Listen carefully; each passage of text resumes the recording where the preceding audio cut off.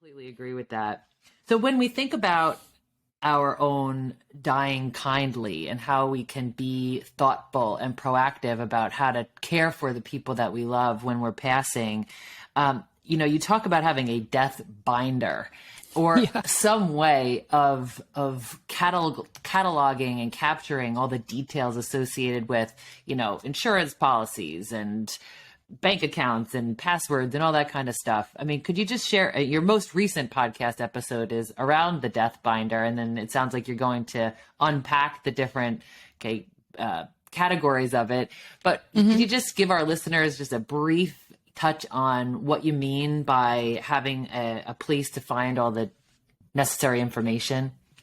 Absolutely. If you have not been through the experience of, dealing with somebody's death and the aftermath of that, it's kind of surprising how many things you need to know and how many questions are going to be thrown at you. Again, we'll go back to the beginning where we're talking about grief and it's, how it impacts your ability to make decisions. So if you're grieving somebody who's dying and then you are asked like, well, what did they want done with their body? Where are they going to be buried or, ashes distributed or whatever?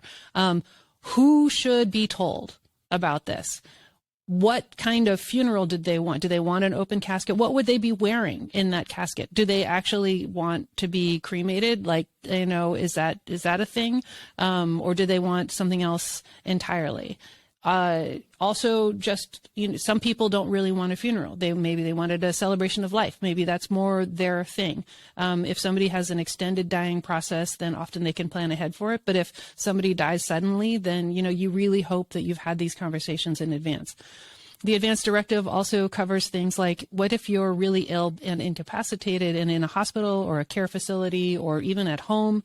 What are the things that you want? Do you want to be at home? For me, like one of my things is I really, really, really hate television ads and just television in general. And so I don't want that. If I can't make a decision, like I don't have a television in my home on my own.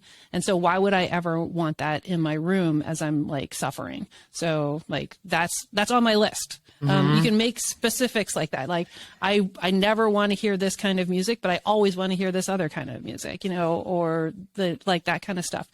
But then it gets even beyond that, the things that we don't think about, like if you have a housekeeper, or if you go volunteering somewhere, if you do some other things like weekly or monthly where there are people who expect to see you, does other people know about that? You need to tell them about that. If you're going to be memorialized in an obituary, what do you want in that obituary? How do you want to be remembered? Maybe you want to actually like write your own. And then we're not even talking about like stuff that's online. So what presence do you have online? Who's going to take care of that? Also, do you have any secrets that, they need to be cleaned up? So, do you have an advance team that goes into your house before your relatives get there to make sure that it sweeps out all of that stuff that grandma should never see? Or that, how there's a lot of different things that you kind of have to go through. Maybe how many storage units do you have? Do you have a vacation home? Do you have a car, a boat?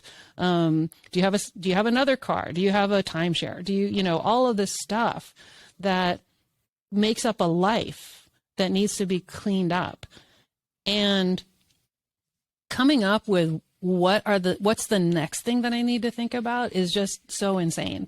So I recommend writing it all down and then putting it into one place. And then I call that the death binder.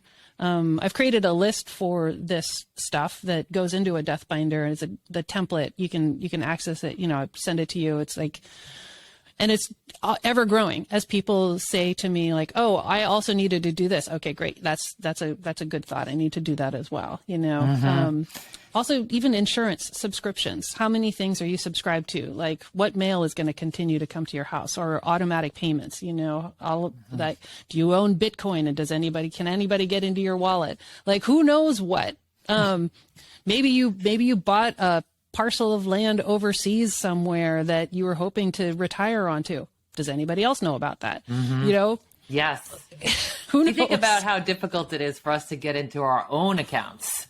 Now you Right. think about someone else trying to, first of all, even know that we have those accounts, but then how to get into them.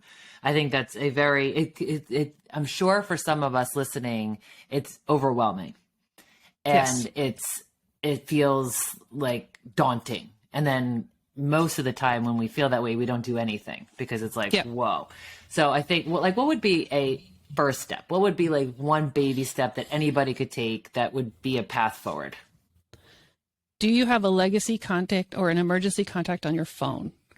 If you do, that's great, because what the emergency people can do is if you get hit and you're like lying on the sidewalk and they need to know who to call, they can access that without actually needing to unlock your phone. You just go into the settings menu and then you can set your emergency contact. That's one thing you can do right now, even while you're listening to this podcast. The next thing that you can do is write down your phone tree of people that need to be called and tell at least a couple of people where to get that phone list. The other two things that are the most important to get done are your advanced directives, your advanced care directives that tell people how you do and don't want to be treated, what level of like painkillers or whether you want to be at home, all of that kind of stuff that needs to be written down. So your advanced directive, and then also your powers of attorney, so that empowers somebody to be able to make decisions on your behalf. And definitely somebody that knows that they're going to be getting this responsibility and that you've had a conversation with. If you do nothing else, just do that. Just do your advanced directives and your powers of attorney. Note that I did not say your will. Most people, when they're like, oh, I need to get my act together, I need to do my will, screw the will if you don't have these other things. Yes, the will is super, super important. But then it's not going to be needed for, the first few days, the first couple of weeks. The most stressful thing and the thing that causes people the most angst while they're, what will cause your loved ones the most angst is making these decisions on your behalf for your health care and for your body disposition and for that kind of stuff. And all of that is what needs to be in the powers of attorney and your advanced directives. Absolutely. Awesome. Thank you so much. So a moment ago, you said writing your obituary, like maybe we should write our obituary. And a friend of mine, we meet the first Saturday of every month and we talk about all kinds of interesting things. And one week we decided we should write our own obituary. And then we did, and we read them to each other. What is your thought on writing your own obituary? At minimum, it would be awesome to create a list of the cool things that you've done, the stuff that you're proud of. That is also just a really great exercise to reflect back on your life and to think about how much have you achieved, from I got this amazing award in high school to I managed to perfect the chocolate chip cookie recipe I'd been working on for so long.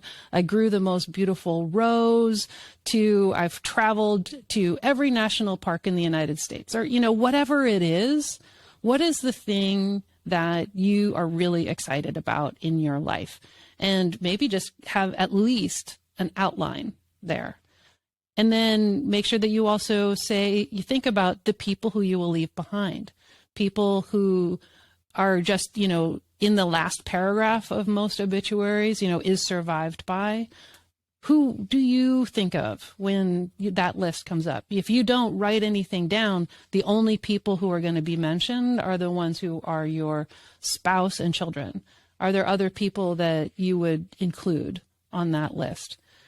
And then maybe also a little bit of a sense of humor, or if that's not your style, then, like maybe it's pride or it's formality or it's whatever it is. Like, how can you express your personality to the world behind that you're going to leave behind? Yes. This is kind of a little bit of a last opportunity for people to get to know you.